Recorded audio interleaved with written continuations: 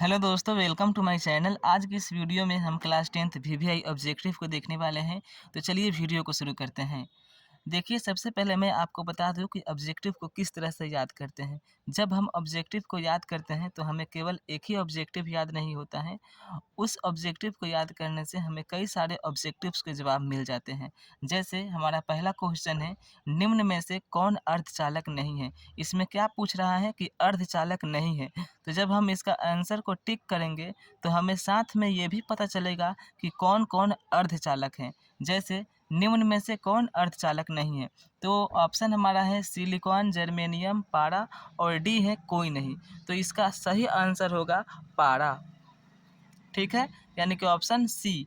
और हमें साथ में क्या पता चला कि अर्धचालक नहीं है, तो कौन है, ये ऑप्शन सी है। और सिलिकॉन और जो जर्मेनियम है ये क्या है, अर्धचालक है। ठीक है, सिलिकॉन और जर्मेनियम क्या है, अर्धचालक है। और अर्धचालक क्या नहीं है, तो ये पारा नहीं है। ठीक है, तो इसी तरह से ऑब्जेक्टिव को याद कीजिएगा ताकि आपको एक ऑब्जेक्टिव याद करे और कई सारे ऑब्जेक्टिव्स याद हो जाए। कोई कोई ऐसा यूनिक ऑब्जेक्टिव होता है जिसमें इस तरह की ऑप्शंस दिए रहते हैं। ठीक है, जैसे ये हमारा जो पारा है यह तो अर्धचालक नहीं है। ठीक है, लेकिन जो सिलिकॉन और जर्मेनियम है यह अर्धचालक है। ठीक है, तो इसी तरह से ऑब्जेक्टिव्स को याद कीजिएगा। ठीक, और हमारा दूसरा क्वेश्चन है कि विद्युत प्रतिरोध का मात्रक है। विद्युत प्रतिरोध का मात्रक है, ऑप्शन से एम्पियर, वोल्ट, ओम और वाट। तो इसका सही आंसर होगा ओम।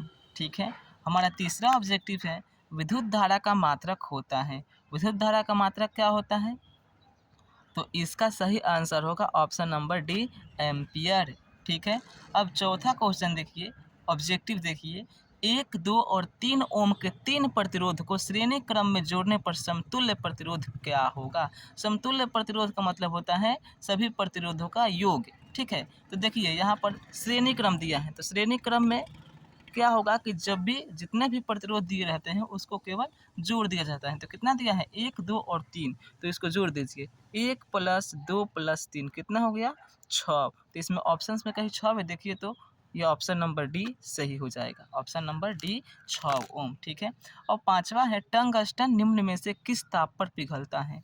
जो टंगस्टन होता है, विद्युत बल्ब का जो तंतु होता है टंगस्टन, वह किस ताप पर पिघलता है। तो इसका option number C 3500 degree Celsius इसका सही आंसर होगा। हमारा छठा ऑब्जेक्टिव है, निम्न में कौन विद्युत का सुचालक है।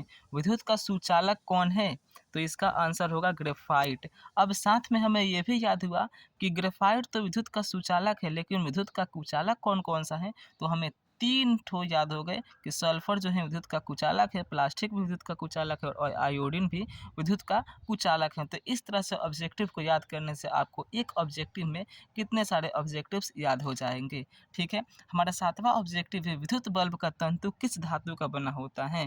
तो इसका सही आंसर होगा ऑप्शन नंबर बी, टंगस्टन। ठीक है, चलिए अब आगे बढ़ते हैं। हमारा आठवां ऑब्जेक्टिव है, विद्युत हीटर की कुंडली में किसका प्रयोग होता है।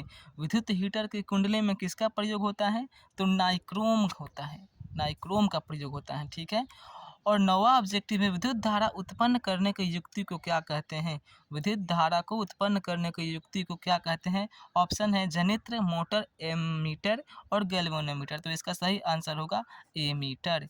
ठीक है, और हमारा 10वां ऑब्जेक्टिव है, विभवांतर मापने वाले यंत्र को क्या कहा जाता है। इसको आप कमेंट बॉक्स में बताइए। हमारा ऑप्शन है आमीटर, वोल्ट मीटर और गैल्वेनोमीटर।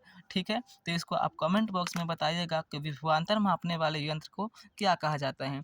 यदि वीडियो अच्छी लगी हो, वीडियो पसंद आई हो, तो चैनल को सब्सक्राइब और वीडियो को लाइक ज़रूर करिएगा। तो मिलते हैं अगली वीडियो में, तब तक के लिए bye. Thanks for watching this video.